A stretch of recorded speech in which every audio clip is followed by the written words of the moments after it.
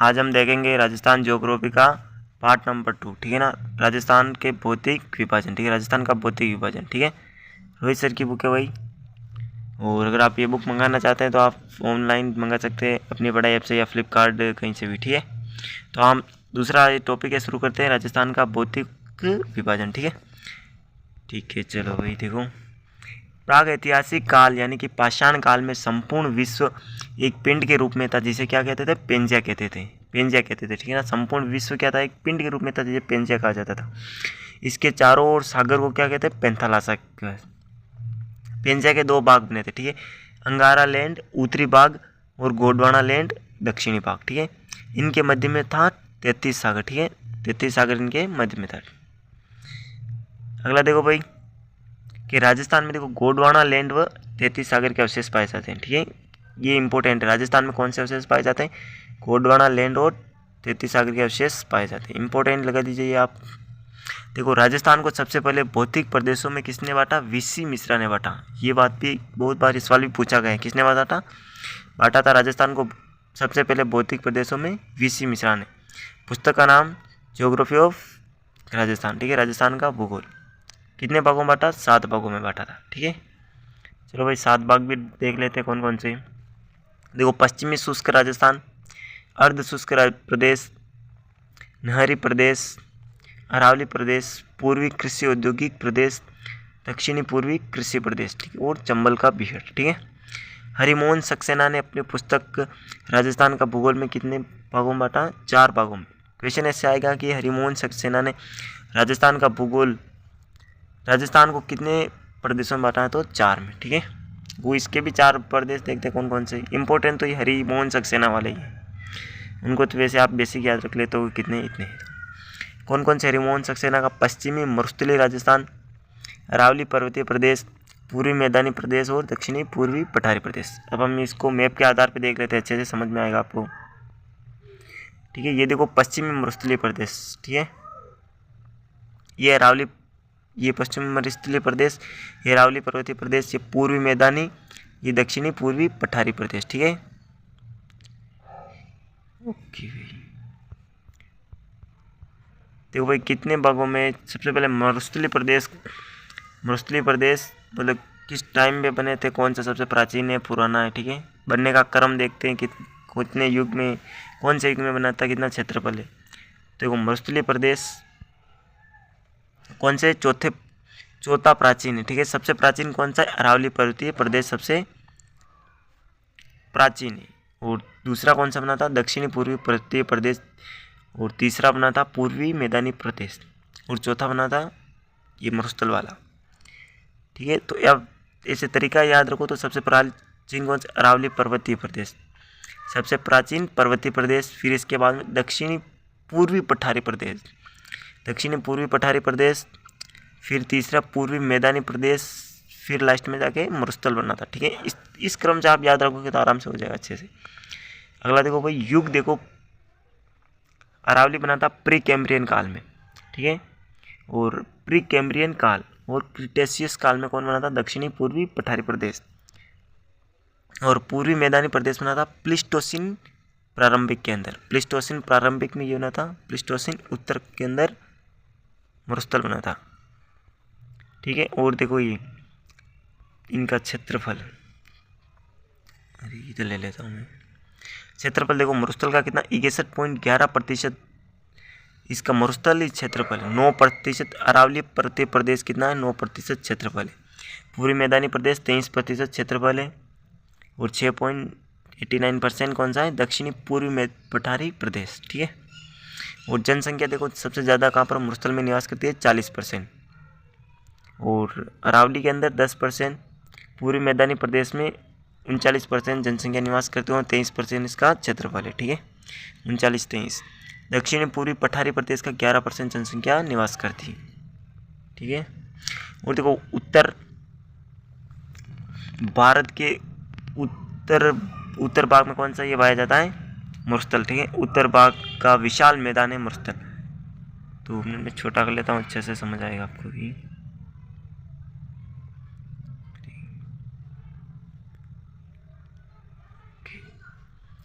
ठीक है। मरुस्थल प्रदेश भारत के भौतिक प्रदेशों का हिस्सा है। उत्तर भारत का विशाल मैदान है मरुस्थल प्रदेश। अरावली पर्वतीय प्रदेश है, प्रायद्वीपीय पठारी प्रदेश है। ठीक है, उत्तर भारत का विशाल मैदान है पूर्वी मैदान। दक्षिणी पूर्वी पठारी प्रदेश का कौन सा है? प्रायद्वीपीय प्रदेश। ठीक है, अवशेष देखो मरुस्थल है, 33 सागर का अवशेष है मरुस्थल। गोंडवाना अरावली पर्वतीय प्रदेश, 33 सागर वापस पूर्वी मैदानी। इस देखो पठार देखो, अरावली पर्वतीय प्रदेश, दक्षिणी पूर्वी पठारी प्रदेश। पठार वाले पर्वतीय को आप गोंडवाना लैंड याद रखना दोनों का, और पूर्वी मैदानी और मरुस्थल दोनों 33 सागर के। ठीक है, मरुस्थल में कितने 0 से 40 सेंटीमीटर बारिश होती है मरुस्थल के अंदर। ठीक है, 0 से 40 सेंटीमीटर बारिश होती है मरुस्थल के अंदर। ठीक है, और देखो मरुस्थल में अरावली पर्वतीय प्रदेश में कितने होते हैं 40 से 60%। पूर्वी मैदानी प्रदेश में 60 से 80 सेंटीमीटर बारिश होती है, और दक्षिणी पूर्वी पठारी 80 से 120 ठीक है सेंटीमीटर बारिश होती है। पश्चिमी मरुस्थलीय प्रदेश देखो, हाँ एक टॉपिक को सब में इसको डिटेल से देखते हैं कैसे क्या है।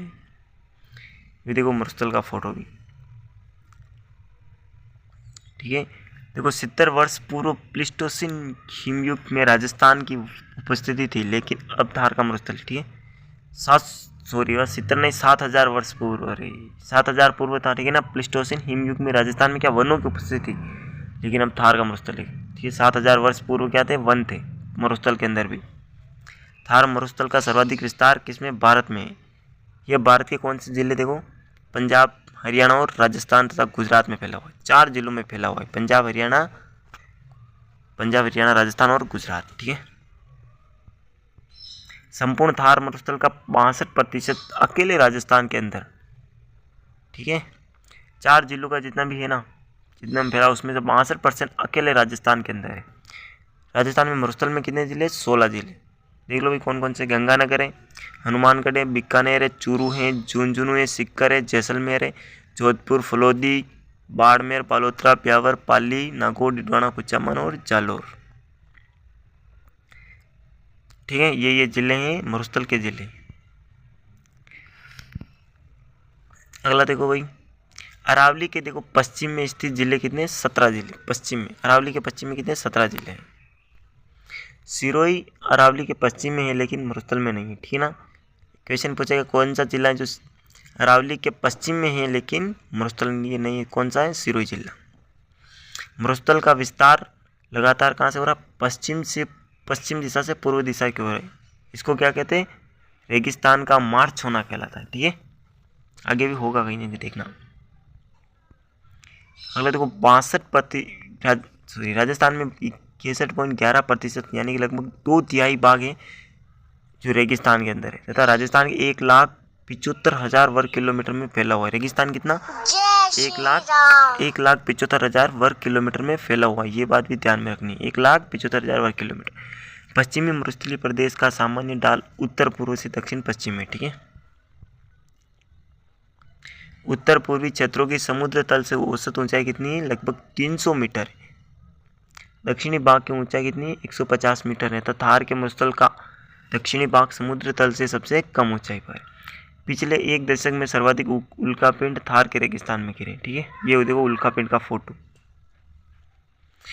थार का मरुस्थल देखो सबसे क्या है, घना है, सर्वाधिक है, सबसे आबादी है, सर्वाधिक जैव विविधता वाला मरुस्थल है। यह ग्रेट पोलियो आर्कटिक अफ्रीका मरुस्थलीय का पूर्वी भाग है, ठीक है। यह अवसादी चट्टानों में पाई जाती हैं जिनमें से क्या कोयला व पेट्रोलियम में पाया जाता है। पश्चिमी मरुस्थलीय प्रदेश राजस्थान का सर्वाधिक दैनिक तापांतर वाला मरुस्थल है, ठीक है। दैनिक तापांतर वाला जिला कौन सा है, तो जैसलमेर है। कौन सा है, जैसलमेर। देखो मेन चीज़ें पढ़ लेते हैं हम, इसमें बाकी डिटेल से पढ़ेंगे तो भी। डॉक्टर ईश्वरी प्रसाद ने देखो मरुस्थल को रुक्ष क्षेत्र कहा है, इंपॉर्टेंट है। चीनी यात्री देखो, चीनी यात्री हवेनसोंग ने इस प्रदेश को क्या है, गुजरात्रा कहा है। क्या कहा है, गुजरात्रा। ये बात भी ध्यान में रखना, ये पूछा हुआ एग्जाम में मेरे हिसाब से। रेगिस्तान का आगे बढ़ना वो बता दिया, मरुस्थलीकरण या रेगिस्तान का मार्च कहलाता है। इसके लिए कौन सा नाचना गांव, जैसलमेर प्रसिद्ध है। 50 सेंटीमीटर वर्षा राजस्थान के 2 समान भागों में विभाजित करती, ठीक है। 50 सेंटीमीटर वर्षा क्या राजस्थान को 2 भागों में विभाजित करती। यह वर्षा मरुस्थलीय प्रदेश की पूर्वी सीमा तथा अरावली की पश्चिमी सीमा का क्या है निर्धारण करती है। पश्चिमी मरुस्थलीय प्रदेश को 2 भागों में बांटा गया है। ठीक है, देखो शुष्क मरुस्थल कितने भागों में, शुष्क मरुस्थल और अर्ध शुष्क मरुस्थल। शुष्क मरुस्थल देखो कौन कौन सा है ये, ज़्यादा जूम होगा तो फिर कम। शुष्क मरुस्थलीय प्रदेश देखो कौन से, बीकानेर, जैसलमेर, फलोदी और बाड़मेर, बालोतरा, ये जिले आते हैं शुष्क मरुस्थल के अंदर। ठीक है, इन क्षेत्रों के अंदर ये क्षेत्र किया। वर्षा 25 सेंटीमीटर होती है, 0 से 25। सम जैसलमेर वनस्पति रहित न्यूनतम वर्षा वाला स्थान कौन सा है, सम जैसलमेर के अंदर। ठीक है, क्या यार फोन ये 22, अरे चलो कोई नहीं, इसमें कुछ प्रॉब्लम हो गया।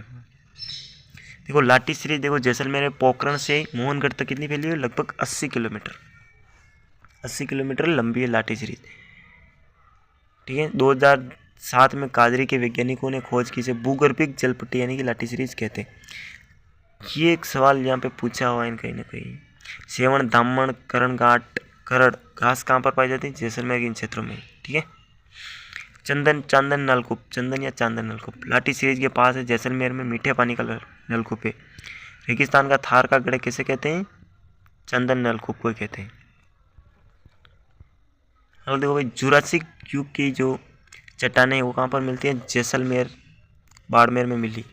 अक्कलवुड फॉसिल पार्क कहाँ है, जैसलमेर के अंदर है। ये भी पूछा हुआ इंपॉर्टेंट है, अक्कलवुड फॉसिल पार्क जैसलमेर के अंदर है ये। ठीक है, 18 करोड़ वर्ष पूर्व के जीवाश्म है। ठीक है ना, बाप बोल्डर फलोदी कहाँ पर है, बाप बोल्डर बड़ला सोलर पार्क है। ठीक है ना, ये फलोदी है। परमियम कार्बोनिफेरस काल में हिमानीकृत गोलाश्म के अवशेष मिले। ठीक है, देख लो अच्छे से, आप नोट्स बनाओ तो भी बना सकते हो इसके आराम से। बालू का स्तूप मुक्त प्रदेश कौन कौन से, फलोदी, जैसलमेर, बालोतरा के मध्य में फैला क्षेत्र बालू का स्तूप मुक्त प्रदेश कौन सा है, फलोदी, पोखरण, जैसलमेर, बालोतरा। 1, 2, 3 जिले हैं, 3 क्षेत्र हैं जो बालू का स्तूप रहित मुक्त है। चट्टानी मरुस्थल का भाग देखो टीला रहित क्षेत्र जिसे क्या कहते हैं, हमादा कहते हैं। चट्टानी, ये क्वेश्चन भी आया हुआ, चट्टानी रहित मरुस्थल का भाग जिसको क्या कहते हैं, हमादा कहते हैं। पश्चिमी मरुस्थल का 41.50% भाग है। बालू का स्तूप युक्त क्षेत्र कौन से, कौन कौन सा है, बालू का स्तूप युक्त क्षेत्र पश्चिमी मरुस्थल का कितना 58.50% भाग है, या 41.50 या 58.50। ठीक है, बालू का स्तूप मुक्त देखो 41.50 है, बालू का स्तूप युक्त क्षेत्र 58.50 है, सर्वाधिक जैसलमेर के अंदर। ठीक है, अर्ध शुष्क मरुस्थलीय प्रदेश। ठीक है, अर्ध शुष्क मरुस्थलीय प्रदेश, थोड़ा जूम कर देता हूँ आपको अच्छा दिखेगा। अर्ध शुष्क मरुस्थलीय प्रदेश यानी कि राजस्थान, बांगर, कौन कौन से जिले, गंगानगर, हनुमानगढ़, चूरू, झुंझुनू, सीकर, डिडवाना, कुचामन, नागौर, जोधपुर, पाली और जालोर, ये कि अर्ध शुष्क मरुस्थलीय क्षेत्र में इस क्षेत्र के अंदर। ठीक है, ये सेकंड वाला है ना वहाँ पर। वर्षा 25 से 50 सेंटीमीटर होती है। घग्गर का मैदान गंगानगर और हनुमानगढ़ है।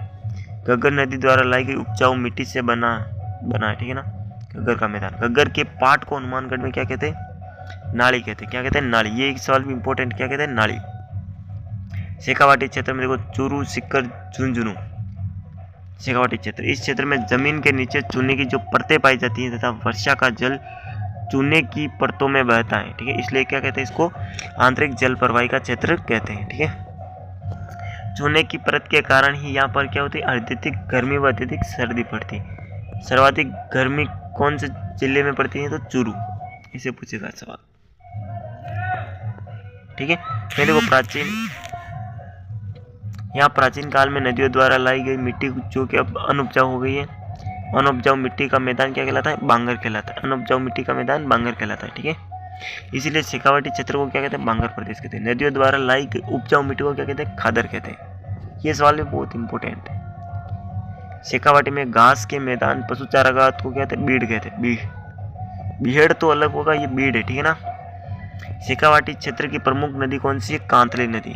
कांतली नदी, कांतली नदी के प्रवाह क्षेत्र को कहते हैं तोरावाटी, कहते हैं तोरावाटी। ये बात भी ध्यान में रखना। यहाँ की पहाड़ियाँ तोरावाटी की पहाड़ियाँ कहलाती हैं। शेखावाटी में वर्षा जल संग्रहण के लिए बनाए गए कच्चे कुएं क्या कहलाते हैं? जोहड़ कहलाते हैं। अरे भाई साहब क्या कहलाते हैं? जोहड़ कहलाते हैं, ठीक है, जोहड़।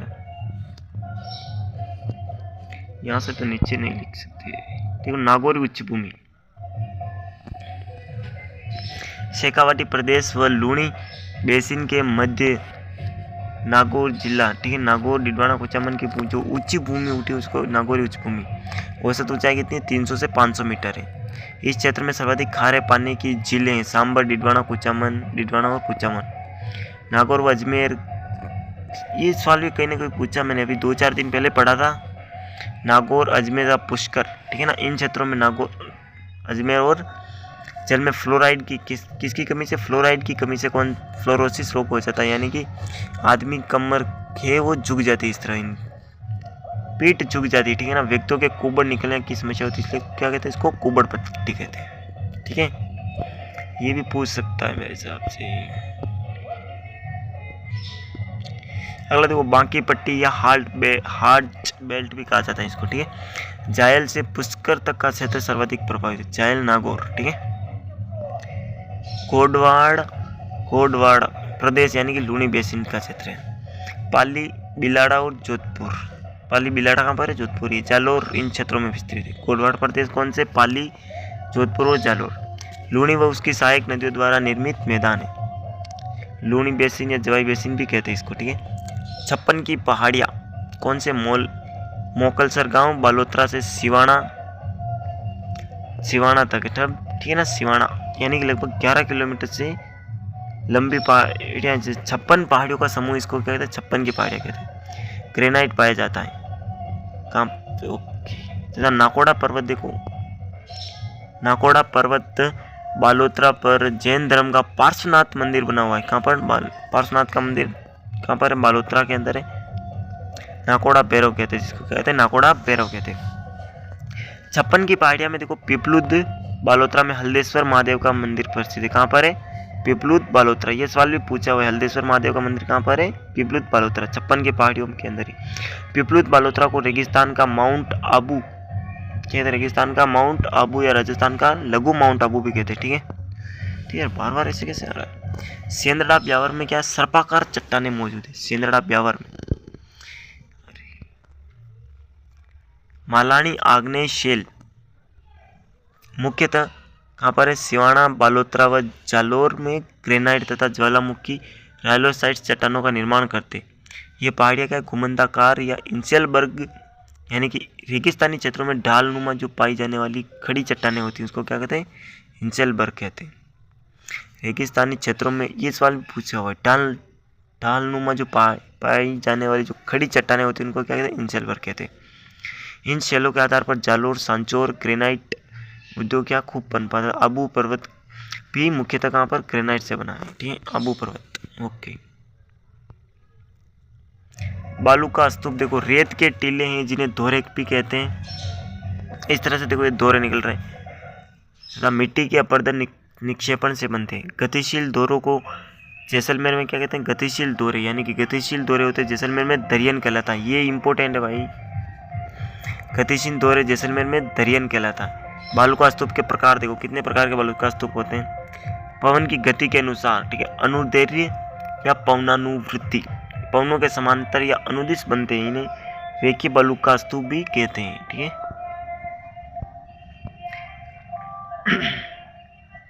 यह बालू का स्तूप दृश्यवती नदी यानी कि घग्गर नदी का प्राचीन नाम ही क्या है? दृश्यवती नदी। सर्वाधिक जैसलमेर और बाड़मेर में मिलते हैं। अनुप्रस्थ बालू का स्तूप, ठीक है, अनुप्रस्थ बालू का स्तूप देखो पवनों की दिशा के समकोण या लंबवत बनने वाले बालू का स्तूप इनको कहते हैं। पोंगल देखो बीकानेर के चारों ओर, सूरतगढ़, गंगानगर, चूरू, झुंझुनू जिलों में मिलते हैं, ठीक है। अवरोधी बालू का स्तूप जीवावशेष, ठीक है, ये कहते हैं किसी अवरोध झाड़ी यानी कि पेड़ पहाड़ी के कारण बनते, पेड़ पहाड़ी के कारण बनते अवरोध। पुष्कर नागपाड़ में मिलते हैं। तब बरखान देखो अर्धचंद्राकार बालू का स्तूप है। सर्वाधिक गतिशील है इसलिए इन्हें मरुस्थलीकरण के लिए सर्वाधिक उत्तरदायी बालू का स्तूप कौन सा है? मरुस्थलीकरण के लिए सर्वाधिक उत्तरदायी बालू का स्तूप कौन सा है? बरखान। ये सवाल पूछा हुआ है। अर्धचंद्राकार, इस तरह देखो अर्धचंद्राकार का फोटो देख लो आप, ये इस तरह का, ठीक है ना। इनका देखो पवनानुमुखी, ठीक है ना, ढाल मंद तथा पवन के विमुख ढाल होता है, तीव्र होता है। पवनामुखी तो क्या होता है? मंद होता है। पवन के विमुख क्या होता है? ढाल तीव्र होता है। पालेरी, चूरू, सिक्कर, लूणकरण सर, देखो लूणकरण सर को क्या कहते हैं? राजकोट कहते हैं, ठीक है। राजस्थान का राजकोट कहते हैं, ठीक है, राजकोट कहते हैं। यहाँ सर्वाधिक मूंगफली होती है, ठीक है ना। होशियार जोधपुर के अंदर है, डिडवाना कुचामन में है, ठीक है। इन क्षेत्रों के अंदर है ये बरखान। आकृति के आधार पर देखो शिव, आकृति के आधार पर कौन से बालू का स्तूप है? अनुदैर्घ्य बालू का स्तूप है शिव। पवन की दिशा के समांतर विकसित होते हैं। पैराबोलिक परवलयाकार, ठीक है ना। हवा के रुख के विपरीत अंग्रेजी के यू आकार के होते हैं, ठीक है ना। ये पैराबोलिक कौन से होते हैं? अंग्रेजी के यू के आकार के। इस तरह देखो अंग्रेजी का यू आकार बन रहा है, ऐसे बनता है, इसका उल्टा करना ये, ठीक है ना, सारे यू के आकार के पैराबोलिक, ठीक है। राजस्थान में सर्वाधिक पैराबोलिक बालू का स्तूप मिलते हैं। अरे तारा बालू का स्तूप देखो, हवा अपनी दिशा बार बार बदलती है। मोहन कहाँ पर पाया जाता है? तारा बालू का स्तूप तारा के समान होते हैं। मोहनगढ़, पोखरण, जैसलमेर व सूरतगढ़, गंगानगर में मिलते हैं। सब्र काफिस बालू का स्तूप देखो, मरुस्थल में छोटी झाड़ियों के पास में बनते सब्र काफिस। अच्छा, महत्वपूर्ण शब्दावली देख लो। इर्ग देखो, इर्ग कैसे बनते हैं आप फोटो में देख सकते हो। रेतीला मरुस्थल है जहाँ पर बालू ही बालू होता है, इसे क्या कहते हैं? मान मरुस्थल भी कहते हैं। राजस्थान में सर्वाधिक इर्ग कहाँ पर बनते हैं? जैसलमेर के अंदर ही बनते हैं, ठीक है, जैसलमेर। हमारा देखो पथरीला मरुस्थल जहाँ पर क्या होती है? छोटी पहाड़ियाँ, चट्टाने होता। पोखरण, फलोदी व बालोतरा के मध्य बालू का स्तूप मुक्त प्रदेश है। हमारा देखो पथरीले चट्टान की तरफ होते हैं। रेग देखो मिश्रित मरुस्थलीय बालू रेत व कंकड़ पत्थर होते थे, रेग। पलाया, खारे पानी की जो बड़ी झीलें होती है ना, थार के मरुस्थल में पानी भरने के लिए भूमि की लवणता के कारण इनका जल क्या होता है? खारा हो जाता है। इस तरह के देखो पलाया झीलें। अरे यार ये आज रन या टाट देखो, बालू का स्तूपों के मध्य वर्षा का जल लवणीय दलदल बन जाता है, जिसे क्या कहते हैं? रन या टाट कहते हैं। सर्वाधिक रन टाट जैसलमेर में बनते हैं। तल्ली या पोखर, ठीक है। रेगिस्तान के गड्ढों में वर्षा का मीठा जल होता है, तल्ली कहलाता है।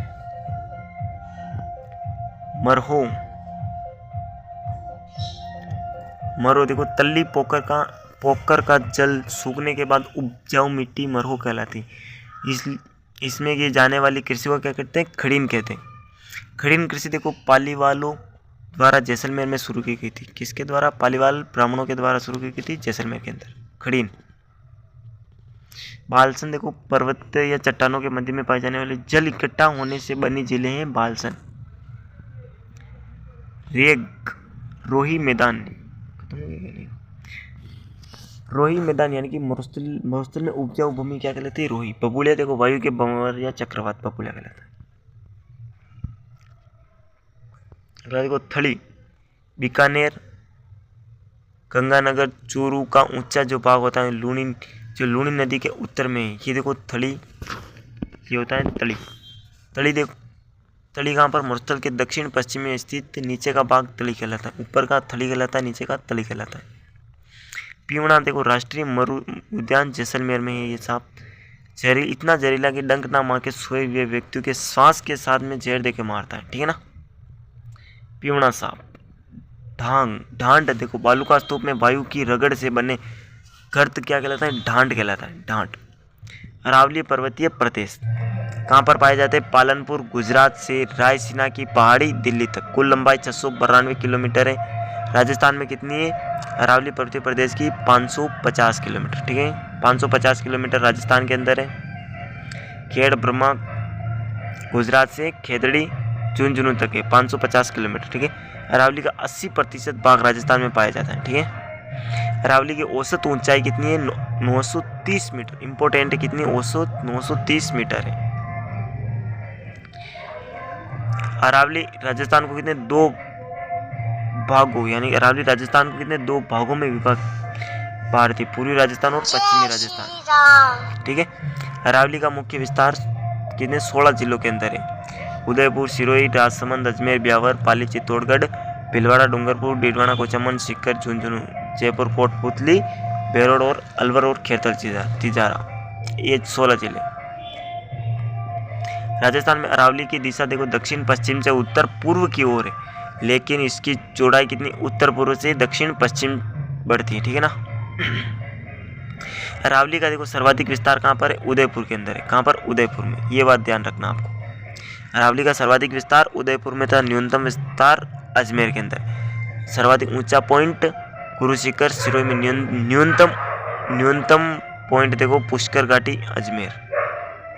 अरावली का मध्य भाग अजमेर के अंदर है। अरावली की सर्वाधिक ऊंचाई सिरोही, न्यूनतम ऊंचाई जयपुर में। ठीक है। 10 अभी। अरावली में देखो सर्वाधिक वर्षा कहाँ पर होती है? दक्षिणी भाग के अंदर होती है। अरावली में सर्वाधिक वर्षा दक्षिणी भाग के अंदर होती है। अरावली के उपनाम देखो विष्णु पुराण में क्या कहते हैं? परिपत्र कहते हैं अरावली में। ये बात भी इंपॉर्टेंट है कि विष्णु पुराण में अरावली को क्या कहते हैं? परिपत्र कहते थे। भौगोलिक भाषा में मरु, भौगोलिक भाषा में मेरू कहते। क्या कहते हैं? मेरू पर्वत। मेरू का अर्थ होता है पर्वत। उदयपुर में आडावट्टा और बूंदी में आडावली। ठीक है ना। उदयपुर में आडावट्टा और बूंदी में आडावली। भारत का एप्लीशियन, अरावली की तुलना अमेरिका के पर्वत एप्लीशियन से की। भारत का एप्लीशियन कैसे कहते हैं? अरावली पर्वतमाला कहते हैं। ठीक है। अरावली की उत्पत्ति देखो, अरावली की उत्पत्ति प्री कैम्ब्रियन युग में हुई है। हमने पढ़ा था पहले, प्री कैम्ब्रियन युग में हुई अरावली की। अरावली का निर्माण तब हुआ जब भारतीय प्लेट और यूरेशियन प्लेट समुद्र से क्या उसके अलग हो गए थे। राजस्थान की प्री कैम्ब्रियन चट्टानों का वर्णन किसने किया था? A.M. हेरो ने किया था। अलेक्जेंडर मैक्सिमिलियन हेरो इसका पूरा नाम है। ठीक है। अरावली विश्व की देखो प्राचीनतम वलित व अवशिष्ट पर्वतमाला है। ये अरावली विश्व की प्राचीनतम व वलित अवशिष्ट पर्वतमाला, इंपॉर्टेंट है ये भी। अरावली देखो मोड़दार पर्वत है, सभी जानते हैं। अरावली पर्वतमाला का उद्गम अरब सागर के मिनिकॉय द्वीप, ये इंपॉर्टेंट है, अरब सागर के मिनिकॉय द्वीप से हुआ। ठीक है। लक्षद्वीप से माना जाता है। अरावली पर्वत की देखो मूल जड़ अरब सागर से शुरू होने के कारण अरावली को क्या कहते हैं? अरब सागर को अरावली का क्या कहते हैं? पिता कहते हैं। ठीक है। अरावली की विशेषता, इसका देखो दक्षिणी भाग ग्रेनाइट से बना हुआ है तथा यह मरुस्थल के पूर्वी भाग में विस्तार, पूर्वी मरुस्थल को पूर्व की में विस्तार को रोकती है। इसलिए देखो अभी आंदोलन चल हुआ था, इसी कारण हुआ था, क्योंकि बाकी पूर्वी भाग में भी मरुस्थल हो जाता है इसीलिए। सर्वाधिक देखो नदियों का उद्गम, सर्वाधिक सघन वनस्पति खनिजों की बहुतायत अरावली में पाई जाती है। अरावली के पूर्वी डालों पर वनस्पति के अधिक सघन है।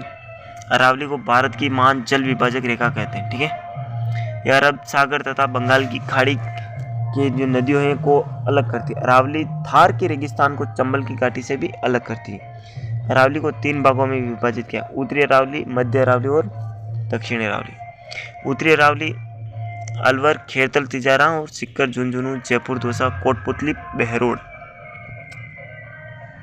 इन क्षेत्रों के अंदर। ठीक है ना।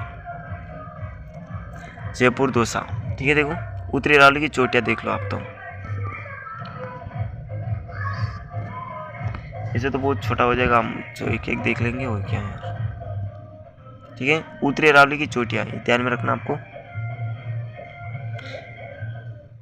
सबसे पहले देखो रघुनाथ चोटी। रघुनाथ चोटी देखो इसकी कौन से जिले के अंदर है? सीकर है। ऊंचाई कितनी? सर्वाधिक उत्तरी, क्वेश्चन ऐसे पूछेगा कि उत्तरी अरावली की उत्तरी चोटी की सर्वाधिक ऊंचाई किसकी है? रघुनाथगढ़ की कितनी? 1055 मीटर। ठीक है। मालखेत कहाँ पर है? सीकर के अंदर 1052। लोहागढ़ झुंझुनू के अंदर है लोहागढ़ 1051। भोजगढ़ झुंझुनू 997। खो है 997, सभी मीटर के अंदर ही। ठीक है ना। खो जयपुर के अंदर है 920। बेराज है अलवर के अंदर है 792। बाबाई है जयपुर के अंदर 792। ठीक है ना। तथा बरवाड़ा है जयपुर के अंदर 786। बाबाई झुंझुनू के अंदर नहीं, बरवाड़ा जयपुर के अंदर 786। बाबाई देखो झुंझुनू के अंदर है 780 मीटर है, ठीक है, बाबाई 780। बिलाली है कोटपुतली के अंदर है, कोटपुतली बेरोड 775 मीटर। मनोहरपुरा ये जयपुर के अंदर है 747 मीटर, ठीक है। बेराट है देखो कोटपुतली बेरोड के अंदर है 704 मीटर। सिरावास है अलवर के अंदर है 651 मीटर, ठीक है। भानगढ़ है अलवर के अंदर है 649 मीटर। जयगढ़ है जयपुर के अंदर है 648 मीटर, ठीक है। मध्य अरावली देखो भाई, अरे यार बार बार ऐसे कैसे हो जाता है। मध्य अरावली की 2-4 चोटियाँ, ये 2-4 चोटियाँ, ठीक है ना। कौन कौन सी, टोटगढ़ या गोरमजी, दो नाम है इसके, टोटगढ़ भी कहते हो गोरमजी। तो ब्यावर के अंदर है 934। मध्य अरावली की सर्वाधिक ऊंची चोटी कौन सी, गोरमजी 934 है। तारागढ़ अजमेर 873, नागपाड़ अजमेर 795, ठीक है, नागपाड़ अजमेर 795। मध्य अरावली के दर्रे देखो, पहाड़ों के मध्य तंग रास्ता क्या कहता है, दर्रा, जिसको नाल या घाट भी कहते हैं, ठीक है। बर दर्रा, बर ब्यावर और बर को जोड़ता है, बर दर्रा। पखेरिया दरवा ब्यावर, ब्यावर से मसूदा। शिवपुरा घाट ब्यावर, सुरा घाट ब्यावर, कोरम घाट राजसमंद, कामली घाट राजसमंद, ठीक है। उत्तरी मध्यवर्ती अरावली में सर्वाधिक अंतराल विद्यमान है। दक्षिणी अरावली देखो, देवगढ़ राजसमंद के अंदर है, उदयपुर सिरोही तक किसका विस्तार है, दक्षिणी अरावली का, ठीक है ना।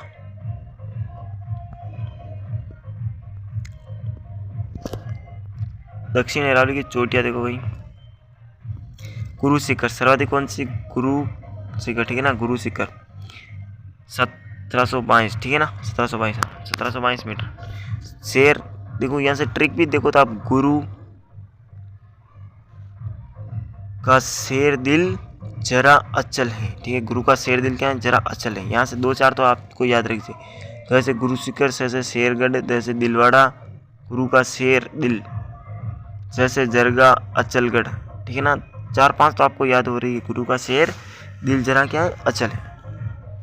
गुरु शिखर के 1722 फिर से याद रख लो, इतना तो कोई है नहीं। शेरगढ़ सिरोही के अंदर है 1597 मीटर। दिलवाड़ा सिरोही के अंदर है 1442 मीटर। जरगा उदयपुर के अंदर है 1431। अचलगढ़ सिरोही के अंदर है 1380। कुंभलगढ़ राजसमंद के अंदर है 1224। धोनिया उदयपुर के अंदर है 1183। ऋषिकेश सिरोही के अंदर है 1017। कमलनाथ उदयपुर के अंदर है 1001। सज्जनगढ़ है उदयपुर के अंदर है 938। सज्जनगढ़ उदयपुर 938। सायरा उदयपुर 900, ये पूछेगा कहीं ना कहीं, इंपॉर्टेंट है भाई, ठीक है, ये ध्यान में रखना आपको। 900 उदयपुर के अंदर है, ये से पूछा था कि सायरा कहाँ पर है, उदयपुर। लीलागढ़ ये भी पूछ सकता है, क्योंकि बाकी तो देखो ऐसे सरल वाले तो वो है, पर जो चीज़ें बिल्कुल अलग होती है वही पूछते हैं आजकल। लीलागढ़ उदयपुर के अंदर है 874 मीटर। डोरा पर्वत जालोर के अंदर है 869 मीटर। नागपानी उदयपुर के अंदर है, ये भी कहीं ना कहीं पूछा हुआ है, नागपानी उदयपुर 867 मीटर। कोगुंदा उदयपुर 840 मीटर। इसराना बाकर जालोर के अंदर 839 मीटर, ठीक है, इसराना बाकर हो गया। कोगुंदा देखो उदयपुर के अंदर 840। इसराना बाकर जालोर 839। रोजा बाकर जालोर 730। चारोला बाकर जालोर 588। अरावली की सबसे ऊंची चोटी कौन सी, गुरु शिखर माउंट आबू में कर्नल टोड ने गुरु शिखर को संतों का शिखर हिंदू ओलंपस कहा है, ठीक है। गुरु शिखर का नाम दत्तात्रेय ऋषि के नाम पर पड़ा है, ठीक है, दत्तात्रेय ऋषि के। 1722 मीटर इसकी ऊंचाई, 5 मीटर ऊंचा मंदिर बना हुआ है, ठीक है। कभी 1722 देता है, कभी 1727 भी देता है, जो हो आपको वही करना है आंसर में, ऐसे भी दे देता है बहुत बार। दक्षिणी अरावली के दर्रे देखते हैं हम कौन कौन से। फुलवारी की नाल, नाल भी कहते हैं, दर्रा नाल एक ही होता है। उदयपुर में, कहाँ पर है फुलवारी की नाल, उदयपुर में। ये राजस्थान की सबसे बड़ी नाल है, ये देखो फुलवारी की नाल इससे जाती है। राजस्थान की सबसे बड़ी नाल कौन सी है, फुलवारी की नाल उदयपुर, ठीक है। केवड़ा की नाल उदयपुर है। देबारी दर्रा या देबारी नाल उदयपुर है। हाथी दर्रा उदयपुर में। पिंडवाड़ा सिरोही से उदयपुर के मार्ग की ओर जाने वाला मार्ग। हाथीगुड़ा की नाल देखो कुंभलगढ़ किले के पास में राजसमंद में स्थित है, यह पाली को राजसमंद से जोड़ता है। सोमेश्वर की नाल पाली के अंदर। देसूरी की नाल पाली, सोमेश्वर नाल पाली, देसूरी नाल पाली, ठीक है। पहाड़ियाँ देखो भाई, गिरवा की पहाड़ी उदयपुर है। उदयपुर के चारों, यहाँ से सवाल बनता है जरूर किरवा, उदयपुर के चारों ओर तस्तरी नुमा जो पहाड़ियाँ होती हैं वो क्या कहते हैं, किरवा की पहाड़ियाँ। बाकर, सिरोही की तीव्र ढालनुमा पहाड़ियाँ हैं बाकर। ये इंपॉर्टेंट चीज़ है, ठीक है ना यार, ध्यान में रखना अच्छे से। देशहरो, उदयपुर से जरगा व रागा की जो पहाड़ियाँ जो वर्ष भर हरी भरी रहती हैं क्या कहलाती है, देशहरो। मेवल देखो, डूंगरपुर बांसवाड़ा के मध्य का भाग क्या कहलाता है, मेवल कहलाता है। मेरवाड़ा देखो, अजमेर तथा ब्यावर तथा अजमेर की जो पहाड़ियाँ होती है मेरवाड़ा, ये पहाड़ियाँ मेवाड़ को मारवाड़ से अलग करती है मेरवाड़ा। दोसी पहाड़ी झुंझुनू है 740 मीटर, ठीक है, दोसी झुंझुनू 740। हर्ष की पहाड़ी सिक्कर है 820 मीटर इसकी ऊंचाई है। इस पार्श्वनाथ का मंदिर बना हुआ है, ठीक है। अगला देखो, उदयनाथ पर्वत कहाँ पर है, अलवर के अंदर है। मालानी पर्वत बाड़मेर जालोर है। आडावड़ पर्वत बूंदी के अंदर है। मोड़ा पहाड़ झुंझुनू मगरा अरावली से अलग अपशिष्ट पहाड़ियाँ, ठीक है। पूर्वी मैदानी प्रदेश देखो, जिले कौन कौन से, अलवर, कोटपुतली, बेरोड, खेरतल, तिजारा, डीग, भरतपुर, जयपुर, धौलपुर, करौली, सवाई माधोपुर, भीलवाड़ा, चित्तौड़गढ़, डूंगरपुर, बांसवाड़ा और प्रतापगढ़, पूर्वी मैदानी प्रदेश, ठीक है ना। यहाँ के ये जो जिले आते हैं, मैप को आपको पता होगा तो आराम से कर लोगे इन जिलों को। पूर्वी मैदानी भाग देखो, चंबल, बनास, बाणगंगा, माही, ये नदियाँ हैं, ठीक है ना। ये नदियाँ नदियों द्वारा लाई गई जो कौन सी मिट्टी होती है, जलोढ़ दोमट मिट्टी से बना है। सर्वाधिक उपजाऊ भौतिक विभाग, इसे क्या कहते हैं, खाद्यान्न का कटोरा कहते हैं। इस ढाल पर क्या पूर्व की ओर वह सर्वाधिक जनसंख्या घनत्व वाला कौन सा है, पूर्वी मैदानी प्रदेश को मुख्यतः 4 भागों में बांटा गया। चंबल बेसिन सर्वाधिक कहाँ पर है, चंबल बेसिन देखो, करौली, धौलपुर, चंबल में निर्मित है, ठीक है। चंबल नदी के आसपास ऊंची जो नीचे उत्खलित स्थान है, डांग कहलाती है, ठीक है। डांग का राजा किसको कहते हैं, धौलपुर को कहते हैं। किसको कहते हैं, धौलपुर को। डांग की रानी करौली को कहते हैं। दोनों आ गए, ओके। चंबल नदी के प्रवाह से मिट्टी में कटाव यानी कि अवनाली का अपर्दन होता है, ठीक है ना। सर्वाधिक अवनाली का अपर्दन कहाँ पर होता है, चंबल, मेरे हिसाब से धौलपुर में होता है। गहरी गहरी घाटियाँ अपन की बीहड़ कहते हैं, ठीक है। सर्वाधिक बीहड़ कहाँ पर, कोटा, सवाई माधोपुर तथा धौलपुर इन क्षेत्रों में। 56 बेसिन देखो, जिसको कहते हैं माही बेसिन भी कहते हैं। माही नदी का प्रवाह क्षेत्र बांसवाड़ा, प्रतापगढ़, डूंगरपुर इन जिलों में आता है, ठीक है ना। माही 56 बेसिन बांसवाड़ा, प्रताप, डूंगरपुर और प्रतापगढ़। प्रतापगढ़ का प्राचीन नाम कांठल था, क्या था, कांठल था। प्रतापगढ़ में माही नदी का बहाव क्षेत्र कांठल का मैदान कहलाता है, ठीक है।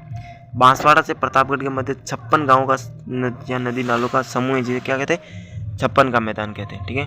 डूंगरपुर बांसवाड़ा का क्षेत्र वागड़ कहलाता है, क्या कहलाता है, वागड़। बनास मैदान, बनास बेसिन देखो, बनास नदी व उसकी सहायक नदियों द्वारा जो निर्मित मैदान है, इसका ढाल पूर्व की ओर, ठीक है ना। कहाँ पर है, पूर्व की ओर है। जलोढ़ मिट्टी पाई जाती है, ठीक है। बनास बेसिन में कौन सी मिट्टी पाई जाती है, जलोढ़ मिट्टी। कृषि के लिए उपयुक्त है, ठीक है ना। औसत ऊंचाई कितनी, 280 से 500 मीटर है बनास बेसिन की। बनास बेसिन का देखो उत्तरी पूर्वी भाग मालपुरा करौली के नाम से जाना था। यह टोंक, सवाई माधोपुर, करौली में फैला हुआ है तथा इस क्षेत्र को एम हेरोन के ने तृतीय पेन्नी प्लेन नाम दिया, ठीक है ना, तृतीय पेन्नी प्लेन। जहाजपुर, भीलवाड़ा का क्षेत्र खेराड़ व मालपुरा टोंक का क्षेत्र माल खेराड़ कहलाता है।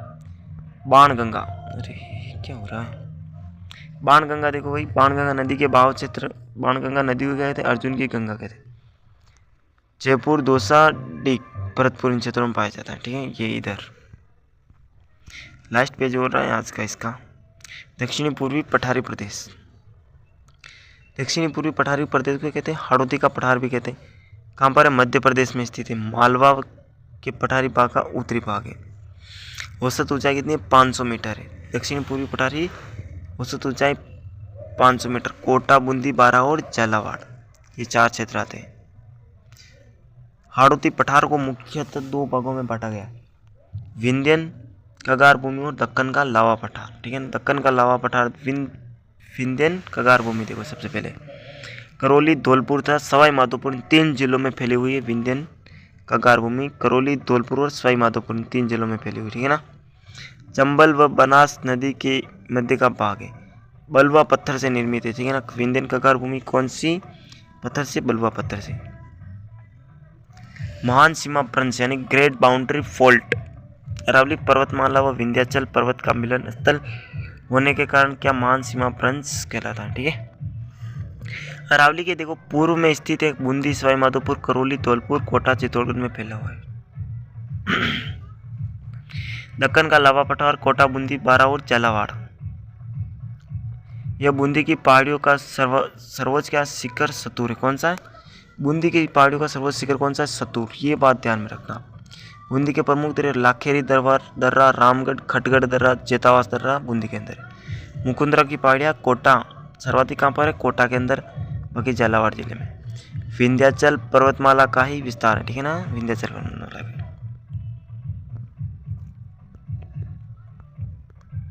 अगला देखो शाहबाद उच्च भूमि कहाँ पर है? बारा क्षेत्र में, ठीक है। रामगढ़ बारा के पास घोड़े के नाल की आकृति और सुआकार की पर्वत श्रेणी है, जिसके मध्य में राजस्थान में एक उल्का पिंड गिरने से बनी झील है। कहाँ पर? रामगढ़ बारा के अंदर। उल्का पिंड गिरने के कारण यहाँ पर कौन सी एक झील बन गई, ठीक है ना। विश्व भूमि विरासत क्रेटर के रूप में मान्यता मिली। दंग गंगदर उच्च भूमि कहाँ पर है? झालावाड़ का पठारी भाग। राजस्थान के पठार देखो भाई, उड़िया का पठार कहाँ पर है? सिरोही के अंदर है। कहाँ पर? सिरोही के अंदर। राजस्थान का सर्वाधिक ऊंचा पठार है उड़िया का पठार, जो कि 1360 मीटर ऊंचा है। कितना? 1360 मीटर। गुरु शिखर के नीचे। गुरु शिखर कितना है? 1722, ठीक है ना। पोराट का पठार 1225 मीटर ऊंचा है। कहाँ पर है? 1225 मीटर। ओगुंदा उदयपुर से कुंभलगढ़ राजसमंद के मध्य में स्थित है। राजस्थान का दूसरा ऊंचा पठार है पोराट का पठार। पोराट पठार की सबसे ऊंची चोटी कौन सी? जरगा, ठीक है ना, जरगा है। आबू का पठार देखो भाई, राजस्थान का तीसरा कौन सा है? आबू का पठार। 1200 मीटर इसकी ऊंचाई है, जिस पर राजस्थान का सबसे ऊंचा शहर कौन सा बना है? माउंट आबू बना। मेसा का पठार चित्तौड़गढ़ है, 620 मीटर इसकी ऊंचाई, ठीक है ना, 620 मीटर। कुछ के अंदर इसकी ऊंचाई मेरे हिसाब से गलत है, 1800 के आसपास दे रखी है। चित्तौड़गढ़ दुर्ग में स्थित है, ठीक है ना। लसाड़िया का पठार कहाँ पर है? सलुम्बर जयसमंद झील के पूर्वी भाग में स्थित, ठीक है ना। ऊपर माल का पठार है, ऊपर माल का पठार देखो भैंसरोडगढ़ से बिजोलिया भीलवाड़ा के अंदर है। हाड़ौती के पठार का ही भाग है, ठीक है। भैंसरोडगढ़ का निर्माण भैंसा और रोडाचार्य ने करवाया था। कर्नल टोड ने कहा था कि अगर मुझे कोई दुर्ग मिले तो मैं भैंसरोडगढ़ को चुनूंगा, ठीक है ना। मानदेसरा का पठार चित्तौड़गढ़ के अंदर है। मानदेसरा का पठार चित्तौड़गढ़ के अंदर। पोमट का पठार देखो भाई, पोमट का पठार उदयपुर, सलुम्बर, डूंगरपुर, सिरोही इन क्षेत्रों में फैला हुआ है। भील जनजाति यहाँ पर निवास करती है, ठीक है। हाँ जी, आज का हमारा सवाल खत्म हो गया है। टॉपिक कल देखेंगे हम राजस्थान की जलवायु। तो आप कमेंट करके बताओ भाई क्लास आपको कैसी लगी, ठीक है ना। कमेंट तो करना ही पड़ेगा यार कैसी लगी, और कैसी लगी लाइक शेयर सब्सक्राइब जरूर करेंगे, ठीक है ना। और फिर मिलते हैं हम नेक्स्ट क्लास में, तब तक के लिए थैंक यू, जय हिंद।